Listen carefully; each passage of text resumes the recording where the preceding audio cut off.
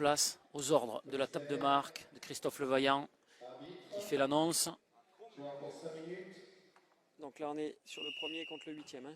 C'est exactement ça, c'est parti pour ce premier quart de finale. C'est tapé des deux côtés, hein. On l'a rappelé, hein, le Monténégrin premier au classement avec 46 sur 48 réalisé hier. Et Luca Secker qui est passé par la petite porte au profit de l'Italien, 41 sur 47.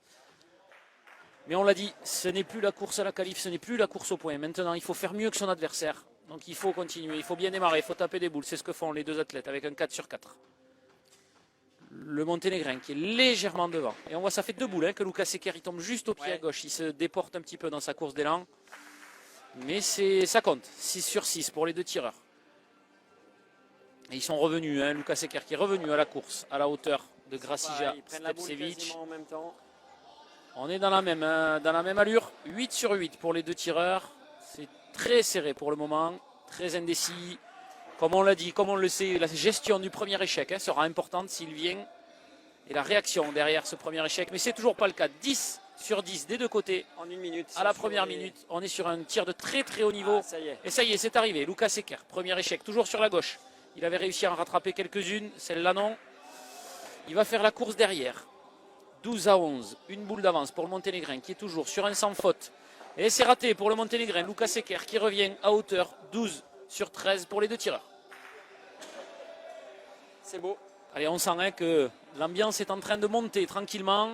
On attend avec impatience le passage d'Alexandre Chira qui viendra tout de suite après face à Yakin, le Turc, qui lui aussi avait réalisé la performance de 46 sur 49. Ah, l'Argentin qui prend. Mais attention, ouais, Gracija Stepčević qui a déjà réalisé autant d'échecs que sur sa course de qualification. Une boule de retard pour Gracija Stepčević, le Monténégrin. 17 à 16 en faveur de Luca Secker. Et on lui fait signe, Nicolas Preto qui est au porte-boule. Ça aussi, on l'a dit tout à l'heure pour le relais. Mais ça a aussi de l'importance, hein. C'est un sport d'équipe dans ces cas-là. Qu'il est venu le rassurer pour l'informer qu'il était en tête et qu'il ne fallait pas s'affoler. Une boule d'avance. Et toujours tiré 10 par minute. Ils sont sur des cadences de 49, 50 boules. Ils sont sur la même allure. Alors la question qu'on peut se poser, hein, c'est pour Luca Secker qui, en qualification, avait réalisé 41 touches sur 47 lancées. Donc on peut imaginer qu'il est parti un petit peu au-delà de son tempo habituel. On veut le sauver peut-être parce que sinon il va exploser en vol. À condition de tenir, hein, jusqu'au bout, hein, parce qu'on sait que ça va être difficile. Il faut que le Monténégrin manque pour que la condition physique ne rentre pas en jeu parce que sinon il va partir en... On est à la moitié. Et ouais, mais là je le vois marquer un petit peu le pas. À 23. L'Argentin qui est toujours devant. Hein. On est quasiment dans le même lancer, dans le même moment, à la même seconde. C'est frappé des deux côtés. 26 à 25 pour Luca Secker, l'Argentin qui fait la course en tête. Après, il va peut-être y avoir aussi de la stratégie. Hein, si le Monténégrin essaye d'accélérer un petit peu pour pousser l'Argentin à la faute. S'il venait à tirer devant lui. Mais est-ce qu'il en est capable physiquement?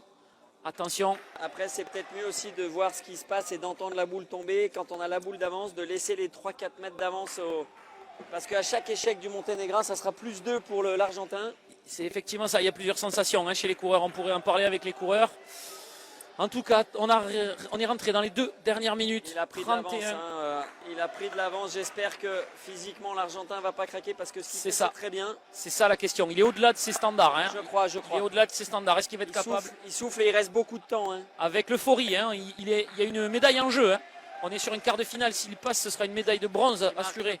Il a 2 foulées pour l'Argentin. 2 foulées au porte-boule. Il est en train de ralentir. Ouais. Il est en train de ralentir. Le Monténégro qui tire en avance. Est-ce qu'il aura le temps de récupérer la boule à la course? À chaque frappe du Monténégro, c'est une égalisation. Mais là, on voit qu'il a pris 4 mètres de retard. Hein, Luca Secker. Oui, il accuse un peu le pas, mais il ne faut pas rater. Il ne faut pas manquer. C'est le cas pour le moment. Il continue son très beau tir des deux côtés. La dernière minute, ça va être chaud. Hein.